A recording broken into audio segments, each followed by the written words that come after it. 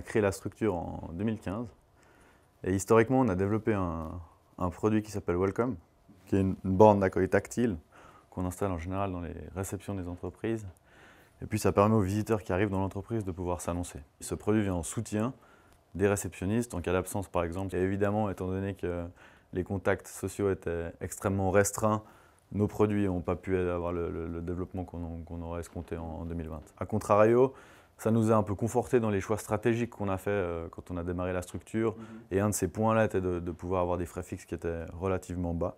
Et puis du coup, ça nous a permis justement pendant cette période de réduire un peu la voilure et puis de pouvoir passer sans trop d'encombre. Évidemment que l'enjeu principal pour un entrepreneur, c'est toujours un peu le développement commercial. On essaye depuis quelques semaines d'utiliser un peu la technologie et l'expertise qu'on a acquise ces dernières années pour développer un autre produit dans le cadre de la digitalisation d'un métier. Le premier axe qui est très important pour nous, c'est l'aspect d'innovation. C'est ce qui nous permet d'aller de l'avant et puis de développer la société. On essaie beaucoup d'aller chercher des exemples à l'étranger parce que ça nous permet d'avoir une vision qui est différente, avec des marchés qui sont évidemment différents. Et puis ensuite d'avoir ce travail intellectuel de devoir adapter.